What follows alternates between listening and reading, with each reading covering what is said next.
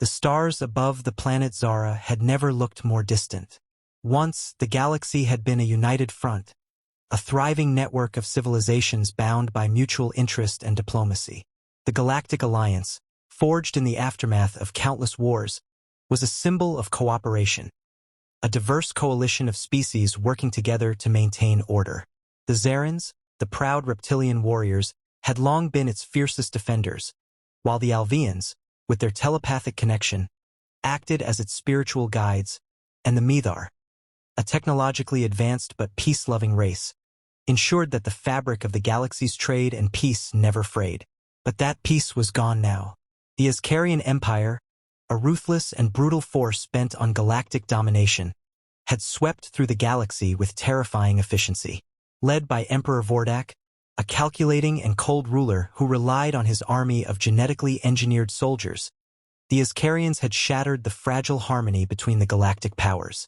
With their vast fleet of biomechanical warships and near-impenetrable cloning technology, the Azkarians had decimated planets, shattered defenses, and left entire star systems in ruins. The most painful part of the destruction was that no one had seen it coming. The Azkarians had no interest in diplomacy. They did not seek to negotiate or converse. They simply invaded, crushed, and moved on. In the beginning, the Galactic Alliance fought valiantly, throwing everything they had at the invaders. But with every battle, the Azkarians proved to be one step ahead, anticipating every move, exploiting every weakness. The Mithar, usually the backbone of the Alliance's technology and intelligence, fell quickly. Their sleek ships, capable of stealth and precision, were no match for the sheer numbers and unrelenting force of the Azkarian fleet. With each battle, the Mithar's numbers dwindled, their homeworld of Tovara now a distant memory, nothing more than a tragic tale of a once great species that fell to the onslaught. The Alvians, with their telepathic gifts, tried to communicate with the Azkarians, to understand their purpose, but their minds were met with nothing but a void. The Azkarians were impervious to their mental probes, their minds locked away like a fortress. Unable to even communicate, the Alvians' peaceful efforts to stop the war were rendered useless. Slowly, the galaxy's largest fleet was decimated, and their colonies fell into the hands of the invaders. On Zara, the Zarans began to lose hope. The once proud warriors found their strength waning against an enemy that didn't understand fear, didn't negotiate, didn't care. The Azkarians seemed to know no limitations. As the Alliance's outer worlds fell, the Zarans, led by General Kothor, fought back with a desperation never seen before, but even their formidable forces were overwhelmed. The Zarans began to fracture, and their once unified military power splintered as their homeworld became the Azkarians' next target. Amid this devastation, humanity remained a mere speck in the galactic order. Earth had only recently become aware of the larger universe, joining the Galactic Alliance after an improbable first contact with the Mithar several decades earlier. The humans were not known for their spacefaring prowess, nor did they possess telepathic abilities like the Alvians or the technological marvels of the Mithar. Earth itself had been torn by wars, its people divided, but something about them intrigued the other species. Maybe it was their fierce determination, their ability to learn quickly, or perhaps their sheer unpredictability. In the eyes of the galaxy's more established powers, humanity was a footnote, raw, unrefined, and utterly insignificant. In the grand scheme of things, they were not a threat, nor were they capable of contributing to the war effort. Their ships were primitive, their weapons barely more advanced than those used by the Alvians millennia ago. Yet, humanity was determined to prove its worth. Despite the overwhelming odds, Earth was far from defeated. The human spirit could not be so easily crushed. As the war raged on across the galaxy, a small group of human commanders, generals, and diplomats began to see the path ahead. Their species might not have the technology or the psychic strength of the other races, but they had something else. It wasn't just the will to fight, it was the ability to adapt. The humans began to build their forces in secrecy, forging alliances with smaller, less developed species whose worlds had also been ravaged by the Azkarians. They pooled their resources, made use of every scrap of technology they could salvage, and began to craft an army born not from advanced design, but from pure resourcefulness. On the outskirts of the war, in a forgotten corner of the galaxy, the first sparks of the human resistance were kindled. It was here, in the shadow of a galaxy in ruins, that humanity's true potential began to take shape, not through advanced technology or psychic prowess, but through their innate ability to fight, to survive, and to adapt when all seemed lost. As the human resistance forces gathered, their leaders, General Sophie Callahan among them, knew that they were fighting an uphill battle. But they also knew something that the Azkarians did not. Humanity would never give up. No matter the cost, no matter the odds, they would rise. The war was far from over. In the early days of the war, humanity's resistance was little more than a collection of scattered cells. Untrained and under-equipped, they were no match for the might of the Azkarian Empire. Yet, against all expectations, the humans began to show signs of something unexpected, something the other species had overlooked: their ability to innovate and adapt rapidly. While the Mithar, Alvians, and Zerans relied on their centuries of expertise and established strategies, humanity had no such luxury. Earth had never been a part of the galactic order. The people of Earth were survivors by nature, shaped by millennia of struggle and conflict on their homeworld. They were not bound by tradition or conventional thinking. Instead, they saw challenges as puzzles to be solved, and with each setback, they became more determined. General Sophie Callahan, a seasoned officer with the United Earth Forces, stood at the helm of the first truly successful human counterattack. She was not a brilliant strategist by galactic standards, nor was she a master of complex technology. But what Sophie possessed was an innate understanding of human psychology, an ability to read the battlefield, and, most importantly, an unshakable will to win. Her first victory came in the form of an ambush on a key Azkarian supply line. The humans had no advanced weaponry to match the Azkarian fleet, but they had something better: unpredictability. By hacking into an old Mithar communications network, Sophie was able to disrupt the Azkarian fleet's coordination, causing confusion and chaos. Then, using a small, heavily modified human freighter, nothing more than a rusted hulk, she baited an entire squadron of Azkarian warships into an isolated asteroid field. The Azkarians, accustomed to their overwhelming technological advantage, never expected such a primitive tactic to work. The ambush was a success. The humans had inflicted serious damage, destroying several Azkarian ships, and more importantly, they had sent a message. Humanity was not to be underestimated. They were not the first to study their enemy, but they were the first to truly think like their enemy. With this victory, Sophie became a hero among the humans, and her tactics began to spread. The human resistance grew, now united under the banner of adaptability. They fought not with brute force, but with ingenuity. They made use of every scrap of technology they could find, often combining disparate systems in ways that no other species would have considered. A basic Earth-made bomber, for example, was retrofitted with scavenged Mithar cloaking devices and a crude Azkarian targeting system. Though the ship lacked the sophistication of a full-fledged warship, it could evade detection and deliver a powerful payload, something the Azkarians hadn't prepared for. Soon, human-made countermeasures were being employed across the galaxy. Small, highly mobile human strike groups, led by commanders like Sophie, began to harass Azkarian outposts and disrupt supply chains. What the Azkarians lacked in numbers, they made up for in overwhelming force, but the humans had found the one thing that could counter the Empire's might: adaptability. Unlike the Zerans, who fought with honor and rigid tactics, or the Mithar, who preferred calculated precision, the humans could adapt in real time. When an Azkarian force overpowered a human fleet, humans would scatter, regroup, and strike back when the Azkarians least expected it. The Azkarians, relying on their predictability and mechanical superiority, found themselves repeatedly outwitted by the humans' chaotic strategies. The tide was shifting. Though the war was far from won, humanity's early victories had proven that they were no longer a minor player in the galaxy. They had found their advantage, not in superior firepower or advanced technology, but in their raw ability to survive, adapt, and outthink their enemies at every turn.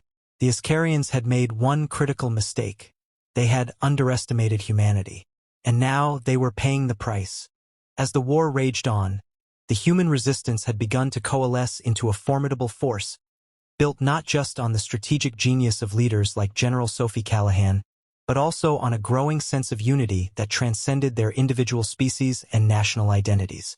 The galaxy's major powers had been devastated, their fleets shattered, their colonies occupied. But humans, once considered the weakest and most unlikely of combatants, had become the spark that kept hope alive. Human ingenuity was proving to be a game-changer. With each battle, the human forces grew bolder, their tactics more refined. The humans didn't just fight, they evolved on the battlefield. They learned how to use the Azkarians' greatest strength against them. They became masters of psychological warfare, using the Azkarian Empire's predictability to their advantage. Human commanders began to realize that the Azkarians were not invincible. They were, in fact, dangerously one-dimensional. The Azkarians were programmed to anticipate and overpower. They were a military machine designed to win through brute strength, not adaptation. The more the humans fought, the more they saw this flaw, and they exploited it with increasing success. Admiral Kai Renner, a rising star in the human resistance, took this realization to heart. He was a master of guerrilla warfare, and he began to apply the principles of asymmetric combat to human strategy. Renner's greatest triumph came with the destruction of the Azkarian supply hub on the ice planet Velithar. Unlike the Mithar, who favored stealth and precision, or the Zerans, who preferred direct confrontation, Renner knew that humanity's greatest weapon was its unpredictability. Renner's fleet didn't engage the Azkarians directly. Instead, he led a small fleet into Velithar's orbit, where the harsh conditions made it nearly impossible for conventional ships to operate effectively. The humans employed a brilliant decoy strategy, using small, inexpensive ships to draw the Azkarians into the heart of a planetary storm, where the Azkarian fleet's advanced targeting systems malfunctioned. With the Azkarian ships scattered and vulnerable, Renner's forces struck quickly and decisively, obliterating the supply hub and crippling the Azkarian war machine. The victory sent shockwaves across the galaxy. Not only had the humans shown that the Azkarians could be defeated, but they had done so with a boldness and ingenuity that left their enemies rattled. For the first time since the war began, there was a glimmer of hope. The Azkarians, who once believed they were invulnerable, now found themselves questioning their ability to win. The war, which had once seemed like a guaranteed victory for the invaders, was becoming a much harder fight. Across the galaxy, other human-led cells took inspiration from Admiral Renner's tactics. The resistance began to adopt a more coordinated approach, with human leaders exchanging information and strategies with smaller, allied species. Though humanity still lacked the vast fleets and advanced technology of the Mithar or Zerans, they were proving that they didn't need them. Their adaptability, emotional resilience, and sheer will to survive made them a force to be reckoned with. Humanity had turned the tide in their favor. The Azkarians' once feared empire was now on the defensive, struggling to adapt to an enemy that refused to fight by any rules but their own. In a war that had seemed lost, humanity was proving that they could outthink, outfight, and ultimately outlast their enemies. The balance of power in the galaxy was shifting, and the Azkarians, who had thought their victory was certain, were beginning to realize they might have underestimated the humans after all. The final battle for the Azkarian capital planet Arcanis was upon them. For the human resistance, this moment represented the culmination of years of struggle, sacrifice, and innovation. The Azkarians, once the unstoppable force in the galaxy, had been thrown on the defensive, their empire fracturing as human-led coalitions grew stronger with every passing day. Yet, no one expected the human victory to come easily. The Azkarians would fight until the last soldier, unwilling to yield. Admiral Kai Renner stood aboard the flagship Vanguard, overlooking the vast fleet that now flew under humanity's banner. In a way, it was hard to believe how far they had come.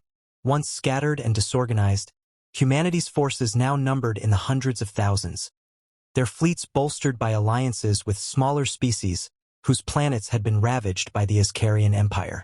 The unified force was a strange but potent combination: human ingenuity, Mithar technology, Zeran warriors, and Alvian medics, each species contributing its unique strength. Renner had learned over the years that direct confrontation with the Azkarians was never the solution.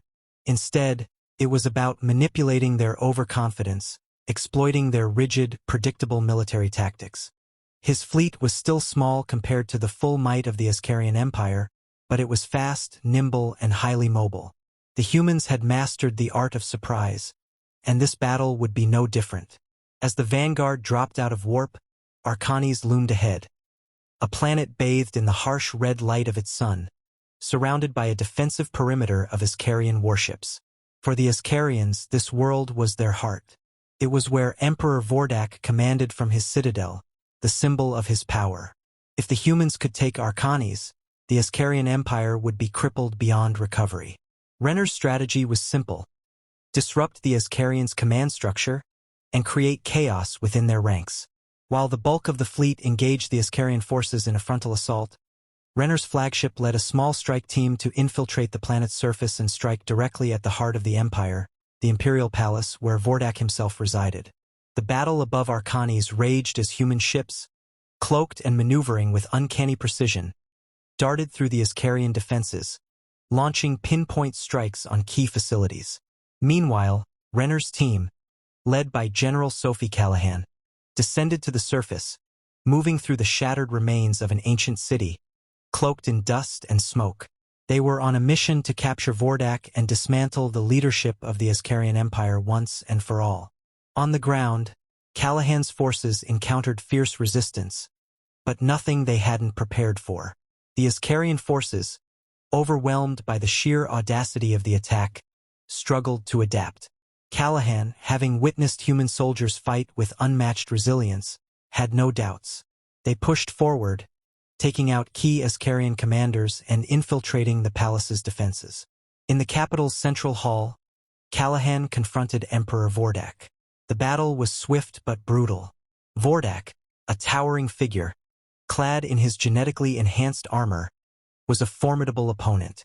But Callahan, trained to think quickly and fight without hesitation, outmaneuvered the Emperor, striking at the very heart of his command. As Vordak's forces crumbled, the tide of the battle turned in the sky.